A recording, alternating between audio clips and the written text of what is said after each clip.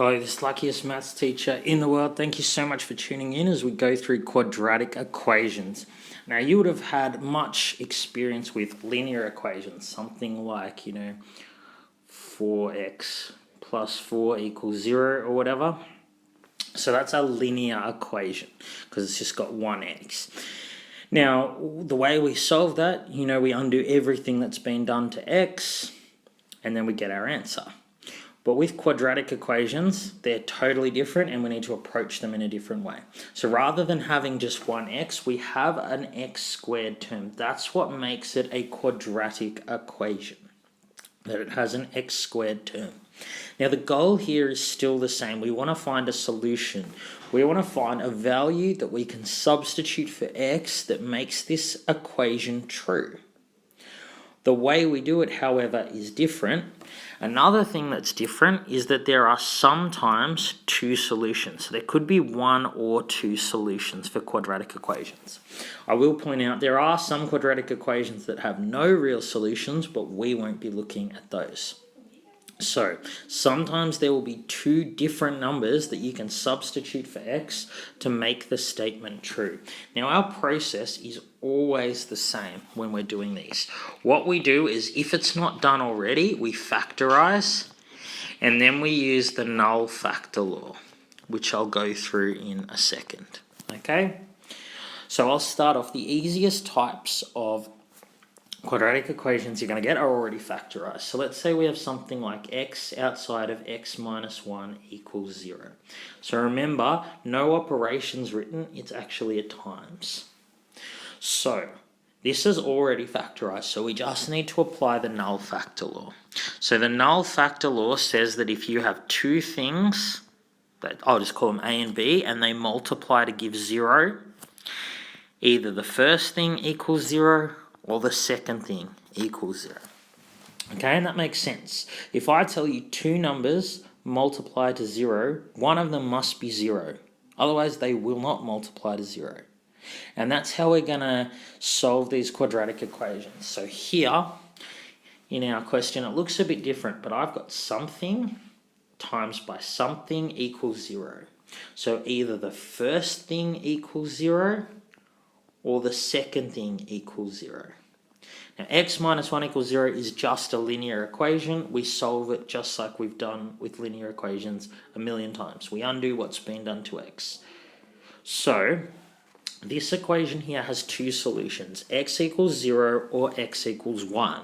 Either of those solutions, either of those numbers, if I substitute for x, will make the statement true. Let's look at another example. If I have x outside of, let's say, 2x minus 4 equals 0, for example, either the first thing equals 0 or the second thing being multiplied equals 0. And if 2x minus 4 equals 0, then 2x equals 4, just adding 4 to both sides, and x equals 2. So there are two solutions to this equation, x equals 0 or x equals 2. Now that may seem easy enough, but what makes it harder is sometimes the equation won't already be factorized, and you will need to do that first. So let's look at a few examples of that. So let's say I have x squared minus 9x plus 18 equals 0. So again, I want to find solution or solutions, numbers that I can substitute for x to make this statement true.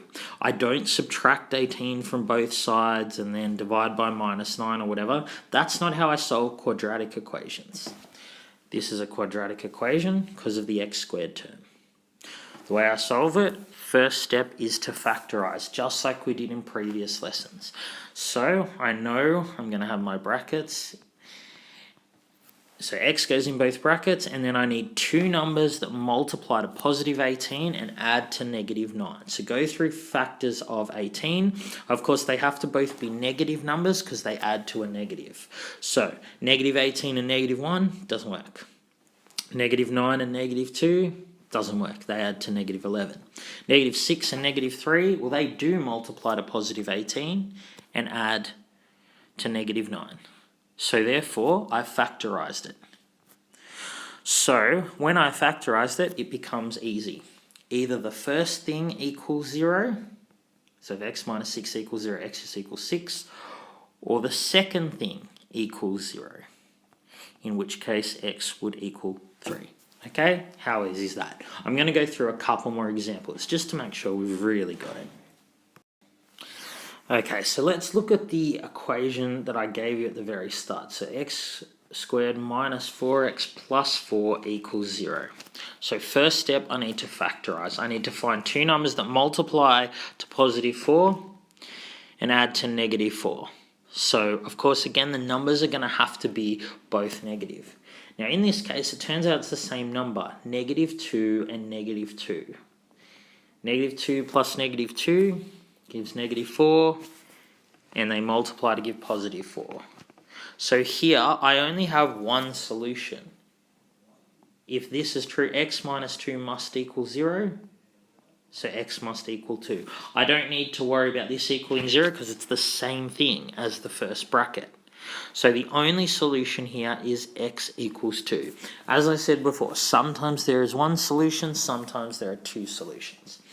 So let's look at x squared minus, say, 15x plus 54 equals 0. So this one's a challenging one. Even though the numbers are higher, we don't do it any differently. We factorize. So we have an x in both brackets. So two numbers that multiply to positive 54 add to negative 15. So go through factors of 54. Again, because we have two numbers multiplying to a positive and adding to a negative, both numbers must be negative. So negative 54 and negative 1 doesn't work. Negative 27 and negative 2 doesn't work. Negative 18 and negative 3 doesn't work. But negative 6 and negative 9 does work. So this one has two solutions. Either this equals 0, which means x equals 6, or this equals 0, which means x equals 9. Alright, let's look at one more. So let's say I have x squared plus 12x plus 27 equals 0. Again, first step, factorize. Two numbers that multiply to this and add to this. So that will be positive 9 and positive 3. So, either the first thing equals 0, which would mean x is minus 9, or the second thing would equal 0 and x is minus 3. Okay, so in all of these examples, the solution we come up with, I should be able to substitute for x to make this statement true. And I'm just going to show you how that works in the last one. So x equals minus 9, I'm saying is a solution to this. So if I substitute x is minus 9, I get minus 9 squared plus 12 times minus 9 plus 27. So if you don't trust me, you can put that on your calculator. It's just 81 minus 108 plus 27, which in fact does equal 0. So that's why x equals minus 9 is a solution to that equation.